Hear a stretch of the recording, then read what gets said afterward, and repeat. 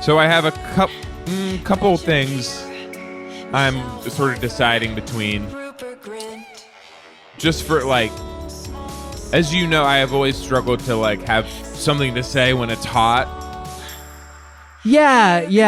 I mean, we've workshopped a couple of things. I honestly think we landed on some good options for you, but if you're not comfortable saying them, there's I really couldn't no get point. those out. People always come up to me because they consult me on all kinds of like other things, and so they expect when it's hot that they'll be like, "What do you think of this? Like, what's your read on it?" Let's text Hayes. It's really Yes. hot out. Let's see what he's Yes. been hearing and like. Yes. Yeah. And I am just always like I always have to. I've developed a short list of other people to send them to when it's hot because I just have absolutely nothing to say in that situation. Not totally my area, or like I'm Yes. actually crazy busy right now, but this is maybe someone who could help you. Yes. Robert Langdon or whoever you Yes. forward them to. Robert Langdon, the cryptologist from Harvard Symbologist. University. Symbologist. See, this has gotten me really messed up. But I have something I think is okay, and I'll tell you the issue with it. When people say, like, it's really hot, like, what do you think about this? Well, maybe don't start with the issue. I'm not starting with the issue. I'm saying what it is, and then I will. I'm just announcing that I will follow up with the issue after that. Okay, I wish I didn't know that. I just wish I didn't know that going into it, that there is an issue, that it will be described. I'd like to just hear what you have to say and see if it is a solution for, something. I put a decent amount of man hours in on figuring out what you can say when it's hot out. It's not really that similar to the stuff that we've workshopped. Well, I don't know. Maybe there's some people come up. Our stuff was quippier. It was pithy. This is kind of pithy. People come up and say, "Man, it's hot out. Like, how are you doing in this heat?" And I say, "My cup runneth over." And then I sort of knock on my crotch. I'm wearing a catcher's cup. Yeah. And the idea is, I guess, that it's filling up with sweat. Yeah. It's like filled to the brim with sweat. Yeah. And so the issue obviously is when people text me. Right, I see. And you could preload a video though, and you just text back a video of you doing it. I'm just knocking on the thing. Yeah, or even a voice note. I guess the voice note would yeah. narrate like I'm now moving the phone speaker down to my The sound is pretty distinctive. I don't even think I would need to say that. I thought you were just going to say the issue was that it's not very comfortable that on the hottest day of the year. Oh yeah, especially given that my cup is completely full of sweat. Yeah. No, it's running over. Well, it looks like you peed your pants because the cup ultimately starts to spill out. Mm-hmm. Yeah. And it has holes. And it doesn't fit. It's way too big. It doesn't fit. Mm-hmm. Nah, man, you're swimming in that thing. Yeah, no, and it makes me think maybe I need to update what I say when I get commented to about the heat. Maybe I need to evolve with the times a little bit because that actually sounds outdated. You think? I think so. Mm-hmm. People will be like, "Hey, man, boy, oh boy, it's a hot one," and I go, "Yeah, why? Yeah, why do you think I got my ass cheeks out?" Yeah, and I turn around and I reveal to them that my pants, the seat of them is gone. Mm-hmm. And it's almost the opposite of mine. I've slipped in an additional layer. It's mine is more comfortable than yours, but maybe it's time for me to be a little uncomfortable. Is it? There are certain chairs that I would think that would just be really uncomfortable. Oh, I bring my own chair. Oh, okay. Where is this happening to you? What kind of chair is it? Is it like a plastic school chair that I have? Yeah. Yeah. I got a backpack, and I put a plastic school chair in my backpack. I put the back of it down, and That would seem. and then seems the like it legs would are be kind of really on my nice. shoulders. Yeah. Yeah. So I just have that, and I just put my bare ass cheeks onto that. You know what I say though too? I go when I sit down. And this also may need some updating, or maybe I just scrap it. I don't have to say anything like this. I go, geez, hope I don't cut one.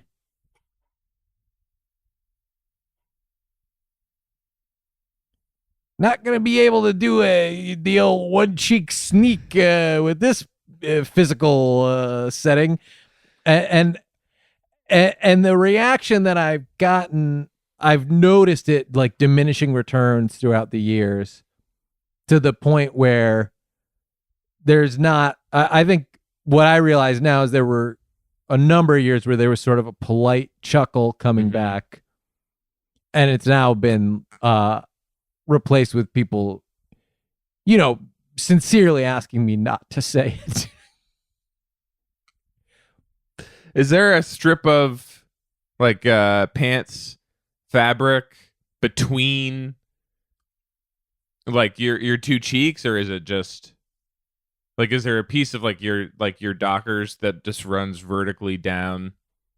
Yeah, so there's Your just the butt cheeks line? revealed, but I do. Yeah. Yeah. Oh yeah. Okay. No, I'm not trying to be gross, Yeah. But that also, when you're sitting down, especially on a hot day like that, that strip is it's anybody's guess where that thing ends up. Sorry, it's so loud. I mean, I don't know. Maybe you can't hear it, but it's kind of loud over here for me. I hear the old familiar sounds. I'm on the work site. Yeah, I love the feeling of being on the job site. I don't get out there as much anymore. Obviously I've graduated to sort of a supervisory role. You've got your crew to go out. But those sounds, man, they bring me back to like when I was the one in there sweating and a swinging. We got a big pour here today. Largest pour on the Intracoastal United States for construction year 21 to 24. We got 4,200 rebar, 16,000 square feet. We got 13 quarters of plate joints. We will be stealing a piece of the sky with this beauty once she is completed. I'd love to get a look at those permits. I mean, that must have been some doing. I'll tell you what, I haven't been a part of a pour like that in quite some time, but I did get my beak wet the other day. I'm driving. We had that big storm up north, and I'm in my rig, just kind of doing the rounds, and I see a semi turned over on its side, and it's hemmed up into the guardrail. I got my rescue saw out the back, start cutting through the metal, and when I get back in the cab, I think I can't just leave it like this, because it was hauling scrap. So this thing's heavy as a bitch, friend, and I don't want that scrap turned all over the highway. We need somebody who's going to pull this thing up stable and do it right. So I pull my rig off to the other side. I whip out some webbing straps, some chains, and I'll be goddamn if I'm not going to run my line through a snatch block on that one. So once I get the snatch block up and running and the safety lines in place, I start hauling it. This heavy scrap bitch won't budge. So I just want to clear, so like, because this, see, I'm not as involved in like the trucking space. You're dragging a semi truck that is turned over. It's turned over, yeah. Okay. I called the tanker in first. Some gas was leaking on the ground, so safety's a priority. The driver was okay, but with the gas leak on the ground, I want to make sure the tanker was able to take that fuel out of the area before I get my snatch block shooting sparks everywhere. And then I, of course, inflated some airbags just beneath the overturned semi, lifted up high enough that I could put those webbing straps on nice and tight. Of course, this heavy scrap bitch ain't budging for me. I don't want to rush anything, and that's when I say, it's good to have friends. I call up my buddy Angela, who's got a big blue big rig. I'm in big orange. She pulls that blue bitch around the corner, and she's got an alternate safety line. She brought her own webbing straps, and what do you think she's got in the cab? Just a snatch block, nothing fancy. We hook it up to her winch too, slow and steady. We keep the pace the same. We're able to get that thing upright, and then it's a matter of course, hauling the trailer off the semi, because the semi is going to need to be towed. Did you do it? Oh, no. No, I ended up getting a phone call. I had to split. My hope is that Angela and the driver figured it out. He was okay. Some gas had leaked out, but the tanker sucked that up. You know, once we ran those winches and the safety line was in through the snatch block, I don't think they were going to have a lot of trouble. Of course, I'd already gotten my rescue saw and cut a lot of the metal out. That, you know, that guardrail had hemmed in, kind of sewn that big rig in place. You know, at this point, of course, the airbags are deflated. I don't know if I mentioned that, but I put those in the cab. I had gotten a phone call that I had to go to a meeting. Okay. I was pitching HBO Max a new series. So I was not going to be able to. It was an original scripted series. I think it could be really funny. I actually haven't heard back, which is taking an unusually long time. But I think it could be really funny. It's just kind of about me and my buddies. But it's what I like about it. It's written how people actually fucking talk. Yes. You know what I mean? So many shows now. You just like all these shows are about like, okay, this show is about like whatever, a school or like these like very specific, like this very specific thing that's like, I don't go to school. First of all, I don't go there. I talk to my buddies and we talk like people actually talk. We talk about the poor. We talk about the rebar, right? Yes. We mentioned whether or not there's a snatch block. Like we say these things to each other like real fucking people. We're not at school. And by the way, when I've talked to people who are at school, they also don't know what's going on with those shows. Yes. Yes. Because I don't think the people are in school who are doing it. No, they're like they actually want to see a show that's about me and my buddies, how we talk. Because they go to school all day long. They don't need to go now. They watch a school later. It's frustrating. I'll say that. But end of the day, I actually I'm getting a text from Angela. Okay, so yeah, they ended up using hydraulics, and they were able to tow that semi back to the garage. So this just happened, and she's just. I guess the pitch was a couple hours ago. I usually hear back faster than that. Okay, and I left the scene of the big storm up north to finish that pitch off. I had started it, then I got my big rig just to circle the block, and then I ended up, losing track of time driving up north. Okay.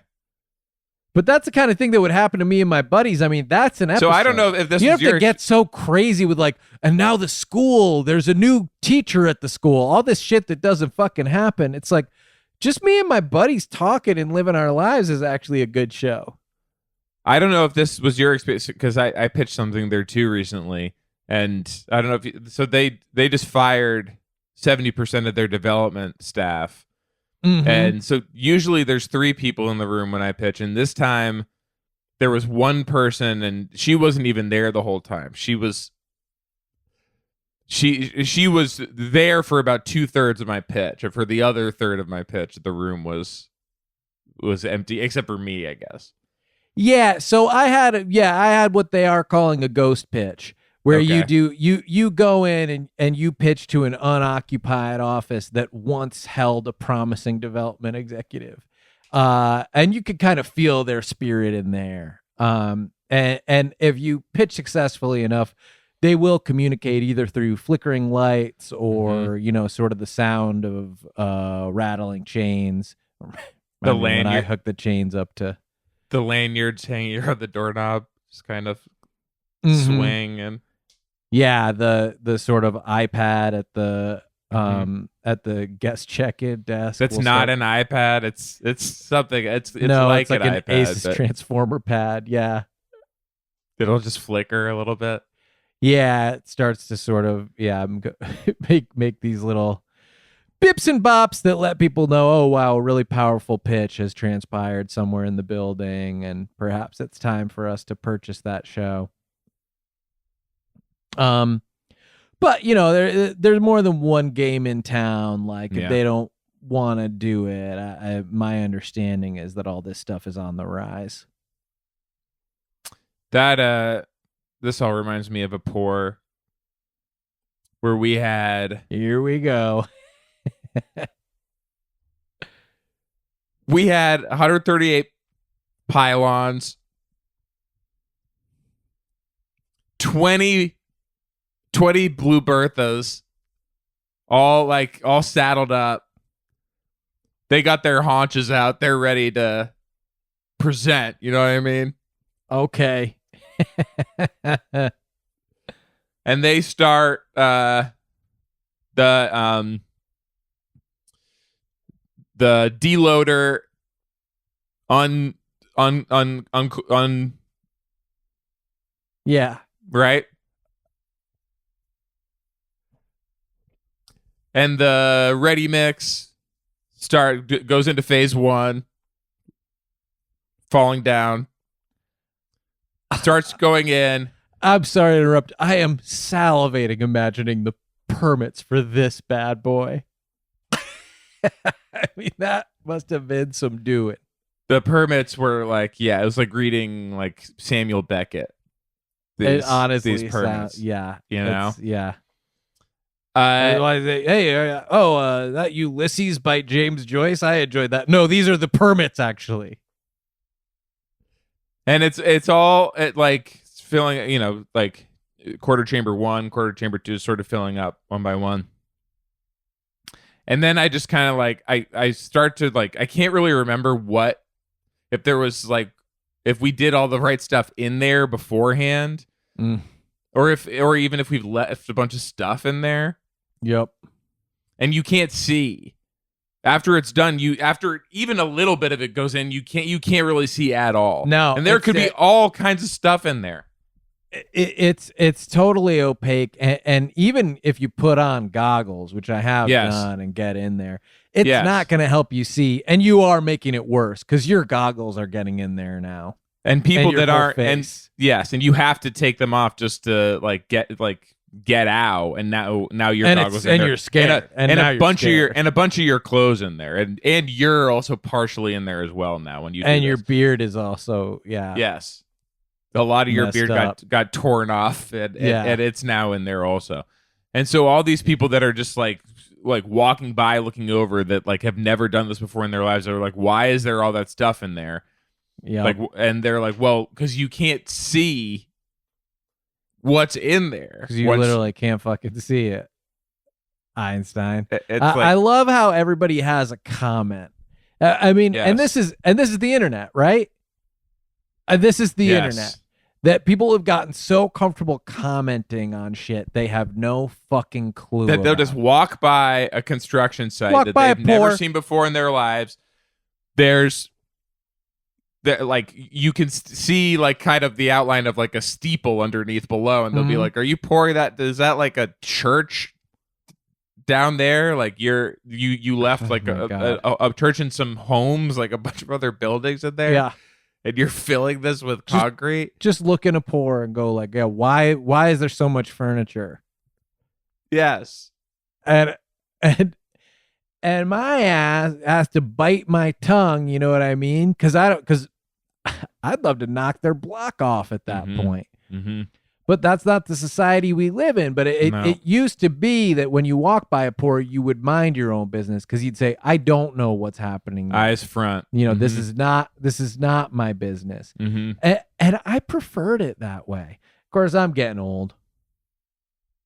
Right? I'm sure that my grandfather, when he saw the way that I did a pour, he'd go, why you need all those machines and tools? Mm-hmm. I used to just chew up the stuff and spit it. Mm-hmm. Just let it drop out of my mouth little by little. Just leaned over the hole all day, just pouring it into my mouth and letting it dribble, drip off my tongue. No, it's true. It's true. I tell you, I'm living at the firehouse now. You're living at the firehouse. Yeah, I'm living down at the firehouse. Good group there. Good group. We got everything we need. Good. Okay. Don't mind telling you, I don't like to take the pole. Yeah, hurts. I don't like to take the pole. And the way you do it, it's not faster. No. And I'll tell you, you only need to land on someone or get landed on once to decide. Mm-hmm. The stairs are fine. They're going to work. Mm-hmm. But I'm the tiller man at the fire station these days. So, Okay. of course, you got the pumper truck, which you hook it up to the hydrant and go ahead and pump the water out through the hose. You got the hook and ladder, so that's got your ladder in case you want to get up to the top. And it's got those fire hooks that you use. You know when you see a fireman with a big, long hook, like a 7-foot hook on a pole? Yes. And he's using that to sort of like pull apart pieces of your wall or whatever. He came off To the see hook if and there's ladder any fire truck. in there. Yep. But I'm on the tiller rig, which is divided into two pieces so that it can Okay. take a tight corner. And I sit in the back and I steer the back part. And I'm the tiller man. And I like to hum Tea for the Tillerman when I'm back there. It gotta They be, need Cat that. Stevens, was he thinking about me when he wrote that? Because I actually could use an ice cold iced tea. People think that the guy in the front is like steering the truck. It's like, no, that's actually the tiller man. The guy No. in front is honking the horn. He's honking the horn, and then the guy up on back, me, that's the tiller man. Mm-hmm. He's the one actually executing the turns Mm-hmm. when he's paying attention. I have swung into some buildings, but it's a good gig. I get all my gear up. Oh man, oxygen See, this new mask, generation- hydraulic jack, yeah. Too, of like on the work site, I see all these kids who like freak out, basically have a total meltdown every time a fire truck swings into one of their buildings and destroys the entire edifice of the building. I had this one son of a bitch hop in my skid steer the other day, and he said, "Get this, where's the steering wheel? Where's the steering wheel? Motherfucker, what do you think those two levers do? Both front forward, both back reverse, one front, one back turns you. Steering wheel is at the end of your arms, and it's something called your hands. You use it to pull those levers." I told this freaky guy, "Get the fuck off my skid steer. You're looking for the steering wheel. I don't trust you. And I certainly don't trust you to know how to put on the different attachments." Mm-hmm. But the same thing, like you would say, like, why don't you use your hands, Grandpa, to turn the levers? And he'd say, what do I need my hands for? I can just let ready mix concrete fall out of my mouth onto the levers, Oh, yeah. thus turning that, like switching them into whatever direction I need. You know, if my grandfather saw a snowblower, you know what he'd say? Mhm. There's your fucking snowblower. Mm-hmm. Get that thing away from me. There's salt crystals coming out of there. Yeah. So yeah, it's just it is interesting how times change, and I do try to be aware of it. Kevin, you got any stories from what's from your the work latest site? construction site story? Well, I've been trying to add artwork using my own tools, kind of as a paintbrush. As you guys know, when my garage nearly burned to the ground, the guys responsible for cleaning it drew a beautiful penis with the ladder. And I was very inspired by that. So now when They used the ladder to do that? I didn't know that's that. what they said when confronted on it. They said, "Oh, that wasn't me. That was my ladder drew that." They said that the ladder drew the beautiful penis. They were moving the ladder around, and it drew the balls, the detailed head, the shaft. Oh, the they said veins. that it was just an accident that the ladder Yeah. was being moved in such a way Mhm. that it drew a beautiful penis on your wall. Yeah. And did the ladder fill the toilet with poop as well? I should have asked about and leave that. it there. Put the snot all over the walls and break the toilet seat. Breaking the toilet seat could have been the ladder for sure. Yeah. Yeah, the ladder could have done that. Did you notice the ladder sort of chuckling to itself every time you walk by? Sort of shoulders shaking, trying to contain itself. Because if so, that ladder may be responsible for a lot of what's been wrong. Yeah, it could be. So what I've been doing is I use my hammer now, and I draw anatomy, a beautiful Okay. arm or a nice tummy on the walls, and Gorgeous tummy. Mm-hmm. beautiful tummy. And so I'm kind of leaving these little paintings around the sites. Talk about the tawny golden hairs that you fun fill fact, in on the tummy as detail. a flathead is actually a very small paintbrush if you think about it. So the amount of detail I can get using a flathead screwdriver has been shocking to both me and my coworkers. Darius, Clippy, got a little construction hat on. And so I've been having a lot of fun seeing the array of options I have with how many paintbrushes I can use, basically. See, even the fact that, like, you know, just that you asked those guys, like, hey, how did this beautiful penis get here? Just shows me that you haven't spent a lot of time on the way I job was site. brought up. Yeah, people don't, somebody asked me that. Man, my first instinct is their block's getting knocked off.